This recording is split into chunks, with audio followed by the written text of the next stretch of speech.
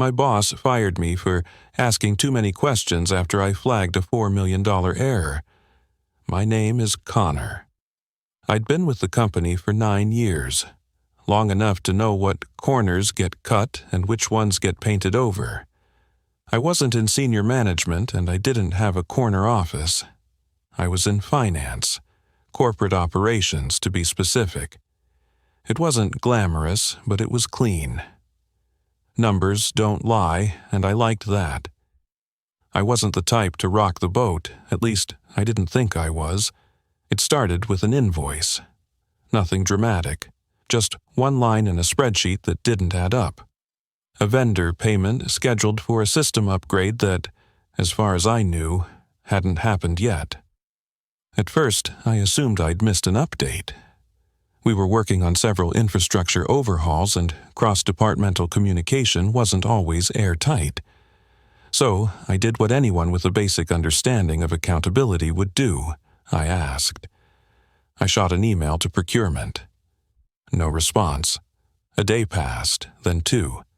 So I followed up with a manager I'd worked with during the last audit. She replied within 10 minutes. "Hey Connor, yeah, that doesn't look familiar. Let me ask around." That's when the unease started creeping in. Not panic, just something quieter, the way you feel when a routine becomes slightly unfamiliar. Like muscle memory stuttering on a task you've done 1,000 times. By the end of that week, I still hadn't received clarity. But something else had happened. My calendar started to fill with meetings I wasn't supposed to be in. First, it was a surprise sit-down with my direct supervisor. He was polite, but the tone felt practiced. He wanted to know what I was trying to get at with the invoice. I told him. "Just doing due diligence," I said, making sure no mistakes slipped through. He smiled, but it didn't reach his eyes. "Let's not get too distracted from your core responsibilities, okay?" It wasn't a threat. Not technically, but it was enough to tell me I'd stumbled into something they didn't want disturbed. So I went back to the numbers. And what I found wasn't just a typo. It was a layering of false entries. Deliberate structuring that redirected nearly $4 million over 6 quarters to a shell contractor registered under a different parent entity. The trail was faint, almost impressively so. It took 2 full weekends off the clock to trace the entire route. It wasn't public fraud, not yet, but it was buried, and it was intentional. At this point, I should have handed it off. That's what protocol would say. Document the findings, report up the chain, and wait for the system to respond. But I'd seen what the system did with things that made it uncomfortable. It quietly redirected them. Tucked them into corners where accountability didn't live. So I printed everything. Brought it with me to a compliance officer I trusted, someone I'd worked with during quarterly reviews. She read silently for 15 minutes, didn't ask questions, then looked up and said, "This is going to make some people very unhappy." I remember laughing. I said, "Yeah, but it's not our job to keep them comfortable." 3 days later, she stopped replying to my messages. That was when it changed. I wasn't Connor from finance anymore. I was that guy asking questions. Meetings got canceled. Tasks I'd managed for years were quietly reassigned.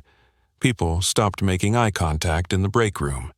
Then came the HR meeting. I was told it was a check-in, routine, nothing to worry about. I arrived on time, wearing the same gray button-down I always wore on report days. The HR rep, someone new, someone I hadn't met before, was already seated. She didn't offer water, didn't ask how I was doing, just gestured for me to sit. She said, "We've received feedback that your recent behavior has been disruptive." I blinked.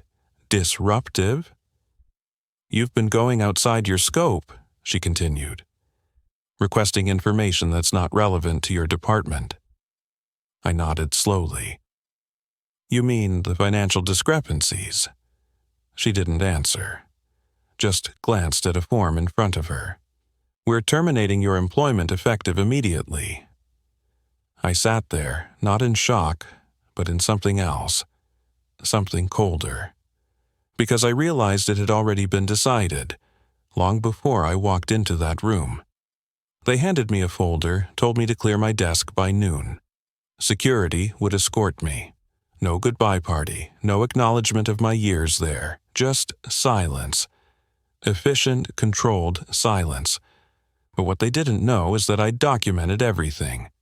Emails, reports, time-stamped server queries, printed, backed up, logged. I didn't raise my voice, didn't argue, I signed the release. I shook the security officer's hand. I packed my box and walked out like it was any other Thursday. And that's where most people think the story ends. But it doesn't. Because the thing about asking too many questions is, sometimes the right person hears one. And in my case, someone did, someone outside the building.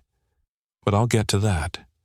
First, I need to tell you what was in the documents they tried to bury, and why it wasn't just money on the line. It was something far more fragile, trust. I didn't sleep much that night. Not because of fear, not even because of anger, but because I kept playing it over in my head. The conversation, the blank stares, the silence that followed. I've always believed silence is a form of response, and what I got that day wasn't avoidance, it was an answer, a very specific one. They knew what I'd found. They knew I'd seen too much, but instead of addressing it, they removed me, surgically, quietly. The next morning, I sat at my kitchen table with a stack of documents and a coffee that had gone cold without me noticing. I wasn't sure what I expected. An apology, a lawsuit, maybe some kind of internal audit that would sweep in behind me. What I got instead was an email, not from the company, from someone I hadn't spoken to in years, a guy named Clark. He worked in internal audit at a competitor we'd done some joint ventures with years ago. We'd crossed paths during a shared compliance review and kept in loose contact over LinkedIn. The subject line just read, "Saw what happened. You okay? No pretense, no fluff. Just that." I wrote back, "Define okay."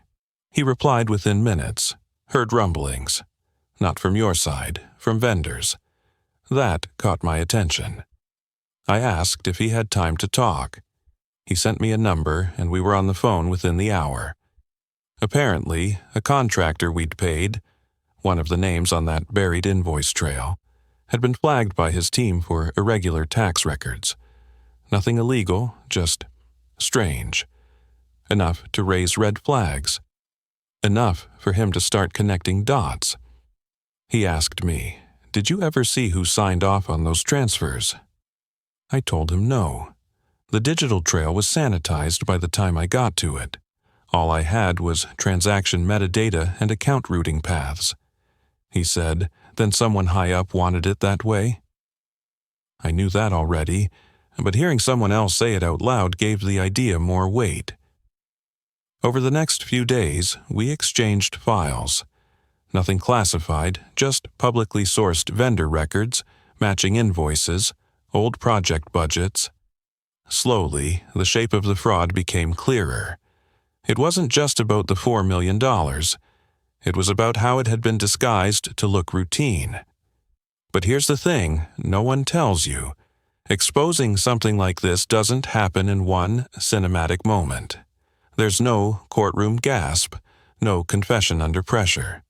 It happens in fragments, emails, quiet conversations, misplaced fear, defensive HR memos. I reached out to one last person, a former colleague in legal who'd quietly exited the company 6 months prior. She'd always had a sense of how things worked beneath the surface. We weren't close, but I trusted her judgment. I didn't ask her for advice. I sent her the files and simply wrote, "Does this look like negligence to you?" She didn't respond by email. She called. Her voice was flat, serious. "This is bigger than negligence," she said. "It's willful concealment. At least 2 departments would have had to sign off for this to pass through clean." I asked her what I should do. She hesitated. "You're not an employee anymore," she said carefully, "which gives you protection if this escalates. But you need to be methodical. No media, not yet." She told me to talk to a financial crimes attorney, not a whistleblower hotline, not internal compliance, someone external, independent. And that was the moment it stopped being about me. I wasn't defending my job anymore. I wasn't trying to get back in. I was stepping into something I hadn't asked for, but couldn't walk away from either. I made the appointment. The attorney's office was in a quiet building downtown, away from the usual high-rise law firms that dealt with corporate PR. This one specialized in forensic finance, and had handled a few quiet settlements for whistleblowers before they made headlines. He was calm, focused, not impressed by the documents, but interested. After reviewing the files for an hour, he leaned back in his chair and said, "You do understand what this is, right?" I nodded.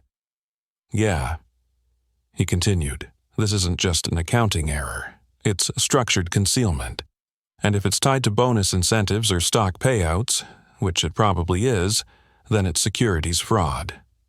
That word landed like a weight on the table. Fraud. I asked him what happens next. He said he'd submit a preliminary report to the SEC, then request protection for me under whistleblower statutes. If they found it credible, and they would, it would trigger a formal investigation. I sat there thinking about my old desk, the emails, the people who had stopped replying. He looked at me and said, "You're doing the right thing, but it won't be easy." And it wasn't. Because what followed wasn't an investigation, not right away. What followed was silence, for weeks. No one called, no one asked questions. The attorney sent check-in emails to the agency. No response. And then, 1 month after that meeting, I got a call from a blocked number. The voice was professional, clipped. A government liaison. They had reviewed the preliminary materials and would like to conduct a confidential interview. I agreed. They flew in 2 agents. We met in a neutral office space arranged by my attorney. I walked them through every line item, every file, every question I had asked that got me labeled disruptive. They didn't say much, just listened, took notes, and at the end one of them asked, "Did you ever feel like you were being watched in the weeks before your termination?" I blinked. Number why? He just nodded, wrote something down, and said, "We'll be in touch." It was another 2 months before anything happened. By then, I'd taken contract work, smaller projects, nothing high profile. I needed the distance, I needed to breathe again, and then Clark messaged me again. "Check the filings." I opened the SEC database. There it was. A formal investigation had been launched into internal financial misconduct at the company. No names were public, no accusations made. But the language was clear: misappropriated funds, vendor irregularities, falsified approvals. Everything I'd found, everything they'd fired me for noticing. It wasn't vindication, not yet. But it was something better. It was motion. I sat there staring at the screen, not smiling, not relieved, just still. Because when you spend your life trusting the math, and then you see the people behind it bending it to their will, you stop thinking in terms of right and wrong. You think in terms of patterns, of systems, of how long it takes for the truth to catch up. It had begun to, but what I didn't know then was that someone inside had started talking too, someone who wasn't supposed to, and everything was about to accelerate. The email came at 2:14 a.m. I saw it the next morning, half awake, phone in one hand, coffee in the other. The subject line was blank. The address was scrambled, clearly created just for this, but the message was short. I think I know what they buried. I was there for the approvals. Can we talk? No name, no signature, just that. My first instinct was hesitation. This could have been bait, or someone just looking to stir things up. But I read it again, and there was a detail, a single phrase, there for the approvals. That wasn't public, not in the SEC filings, not even in my original report. Only someone on the inside could have known how far the approval process had been manipulated. So I replied, carefully, "Let's talk. Your terms." They wrote back an hour later with a time and a place. Quiet cafe on the edge of the industrial district. I didn't tell anyone. Not the attorney, not Clark, not even my family. I needed to hear it first. I got there early, chose a table by the window, ordered tea I wouldn't drink. At 11:06 a.m. they walked in, someone I hadn't seen in almost a year. They'd been in project finance. Not high-ranking, not a decision-maker, but close enough to the engine room to hear the gears grinding. They sat across from me, didn't smile. Just exhaled, like they'd been holding their breath too long. "I shouldn't be doing this," they said.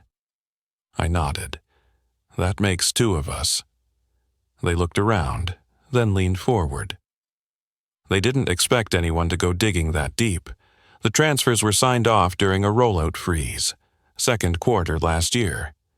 We weren't supposed to be onboarding any new vendors during that period, but 3 got greenlit anyway. 2 of them disappeared 6 months later. I asked, disappeared how? They were dissolved, quietly. No payout trails, no tax records, nothing. The 3rd one stayed. It's still active, but it was moved under a different subsidiary, one that's not even tied to corporate structure anymore. That wasn't just unethical, that was laundering. Intentional reclassification to hide movement of funds. Not amateur fraud, organized, designed to pass audits. I asked if they knew who signed off. They hesitated, then said a name. Not the CFO, not even legal, someone above them. That was the moment everything tilted, because until then, I thought this was about negligence, mismanagement, a desperate attempt to patch financial losses and hide them long enough to hit year-end bonuses. But this wasn't panic. This was policy. "Why now?" I asked. They shrugged. "Because I thought they'd protect me, and now I know they won't." Their role had been reduced. Access removed. Projects reassigned, a familiar pattern. "They're cleaning house," they said, "making sure anyone who saw anything is either gone or quiet." I thanked them. Didn't press. They didn't ask for anything in return. Just got up and left, disappearing back into the city like nothing had happened. That same afternoon, I forwarded the meeting summary to my attorney. He called me immediately. "This changes things," he said. "You now have a witness. And that's going to make them nervous." By them, he meant not just the company, but the regulatory bodies that had quietly stalled for months. A week later, subpoenas were issued. This time, names were named. The 3rd vendor, the one still active, had been traced to a holding firm in Delaware. From there, it funneled funds to a consulting entity operating out of a co-working space in Vancouver. I knew that name. It had shown up once, buried inside a PDF attached to an internal review summary I was never supposed to see. That PDF had disappeared from the system 2 days after I accessed it, but I had a backup. Everything was converging now. That's when the media caught wind of it. Not through me. I hadn't spoken to a single journalist, but someone inside must have leaked the initial SEC filing. Maybe Clark, maybe someone else watching from the sidelines who'd grown tired of the silence. The headlines were careful. No accusations, just irregularities and internal reviews. But I recognized the shape of the story they were building. Still, I stayed out of it. That didn't stop people from reaching out. A former colleague messaged me on a private account. "Just heard. You okay?" I wrote back. "You mean the investigation?" "No," they said. "I mean the fact that they're naming people now." That's when I saw the article. One of the internal memos had been made public, an unredacted portion revealing that several high-level executives had been flagged in the internal audit as potentially complicit in misrepresenting financial data. My name wasn't there, not yet, but that didn't mean it wouldn't surface. I talked to my attorney again. "You're protected," he said. "You've done everything by the book. If anything, this strengthens your case. If they retaliate, they expose themselves." I wasn't worried about retaliation. I was worried about what came next, because this wasn't just about clearing my name anymore. It was about what would happen when shareholders realized they'd been misled, when customers started pulling contracts, when the facade cracked wide enough for the truth to spill out. And it did. 2 weeks later, the company's stock took a 7-point hit. Investor confidence wavered. A quarterly earnings call was postponed with no explanation. Internal leadership shuffled silently. 2 executives resigned within 48 hours of each other, citing personal reasons.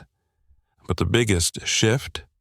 People inside started talking, not just anonymously, openly, in whispers that turned into threads, in quiet departures, in small exits that told you the foundation wasn't just shaking, it was being stripped away, and I watched it all from the outside.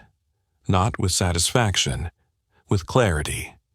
Because sometimes the truth doesn't burn everything down. Sometimes it just stops the lie from spreading, and that's what this was now. Containment. But the thing about containment? Eventually, someone always asks, who lit the match? And I had to decide if I was ready to step into that spotlight. I didn't step into the spotlight. Not yet. Because the moment you become the face of something like this, the narrative stops being about what happened and starts being about who you are. Your past gets dissected, your motives questioned. People stop asking what you uncovered and start asking why you decided to speak. So I waited. Watched the slow unraveling from the outside. Department by department, the company began bleeding talent. Quiet resignations. Unannounced terminations. Even some of the people who once stood in meetings nodding along as I was let go, now packing up their desks in silence. Some of them reached out, apologized in roundabout ways, said things like, "We didn't know the full story," or "It wasn't personal." I didn't hold it against them. Because fear has a shape, and in that building it filled every hallway. The internal investigation, now public, had triggered more than an SEC review. There was a separate inquiry from the board's risk committee. And that's when the real fractures appeared. The numbers had been off for longer than I thought. The $4 million error I flagged? That was the surface. What they found beneath it was a series of manipulated revenue forecasts spanning back 3 fiscal cycles. Adjustments made post-close. Budget rollovers justified without documentation. Bonuses paid out based on projections that were never actually met. It wasn't just one fraud, it was a system of silence, buried beneath layers of process. I wasn't the only one who had seen something. I was just the first one removed for asking the wrong question at the wrong time. But that's how these systems survive, through patterns of quiet compliance. I kept my head down, focused on consulting work, kept my hands clean and my voice out of the noise. Until I got another call, not from the attorney, not from Clark, from someone I used to report to. Back then, they were 3 layers above me. Now, they'd left the company and were working for a smaller firm, trying to stay out of the blast radius. They said, "I'm not calling to apologize, I'm calling to warn you." I paused. They're looking for a scapegoat. Of course they were. Publicly, the company had released statements about internal improvements, policy revisions, and a renewed commitment to transparency. They were doing damage control, rebuilding trust. Privately, they were tracing every breadcrumb back to its source. That source? Me. And I knew, at some point, someone in a boardroom would raise the question, what if we spin this as a rogue employee misinterpreting data? A disgruntled former staffer who misunderstood accounting conventions. It was always going to come to that. I thanked the caller, asked them if they'd testify if it came to it. Silence. Then, if it stays off the record. That was enough. But I also knew that silence in the legal world can be filled by strategy. So I did something I hadn't done in months. I told my side, not to the press, not to social media, but to regulators, formally under oath. The SEC interview this time was different. It wasn't about files anymore, it was about intent. What had I seen? When did I know it was wrong? Why had I pushed? I gave them everything, the timelines, the questions I asked, the responses I didn't get, the shrinking access, the shift in tone, the off-boarding meeting that came without warning. The woman taking notes didn't interrupt once. She let the story sit in the room like smoke. When I finished, she said, "This lines up with other accounts. It's useful." Thank you. It felt final, not dramatic, just conclusive. Later that month, I got the letter. Not a lawsuit, not a settlement. An official notice from the commission. I was granted whistleblower protection status, which meant they believed me. It also meant I wouldn't be implicated, even if others tried to twist the story. Still, I knew what was coming. One morning, I opened my inbox and saw a headline forwarded to me by 3 different people. Former employees central to SEC probe may have acted without authorization, say sources. No attribution, no names, just vague language designed to muddy the waters. The story was planted, deliberately. Someone inside trying to reframe the narrative, make it look like I'd gone rogue, breached protocol, dug where I shouldn't have. I showed the article to my attorney. He read it quietly, then said, "It's weak." No hard claims, but it's a message that I was no longer invisible. And that's when I decided to respond. Not with another leak, not with lawyers, but in a room. A private shareholder committee had requested I provide a statement for a closed-door review. It wasn't public, it wouldn't be published, but it would be recorded. And it would be heard by the people whose money had been used to feed the lie. I walked in with one folder, no notes, just the facts, no emotion, no anger. I told them what I'd seen, what I'd done, and why I believed it mattered. Not because of the number, but because of the principle. They didn't say much, just listened. And at the end, one of them asked me the only question I hadn't prepared for. "Would you ever go back?" I looked him in the eye and said, "No." Not because I was bitter, because I'd seen too much of the foundation.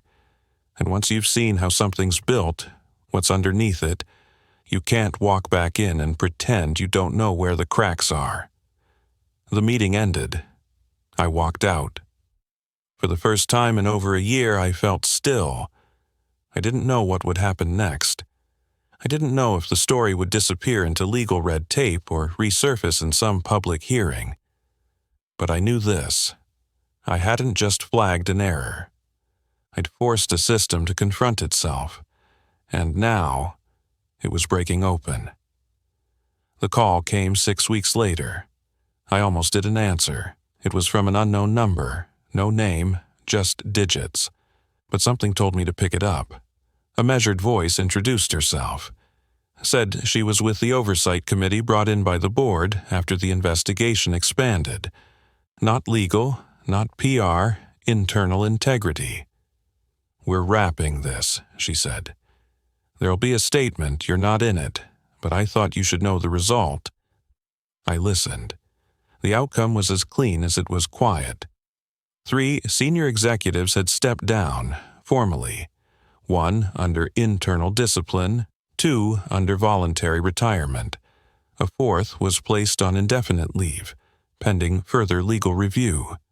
The holding company that routed the vendor funds was being unwound, and a settlement had been reached with the SEC to avoid a drawn-out court case. Confidential, of course.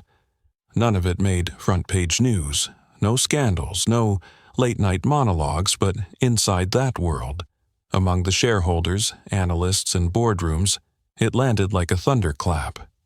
That kind of cleanup? It doesn't happen unless the facts are ironclad, unless someone refused to shut up long enough for the cracks to be sealed.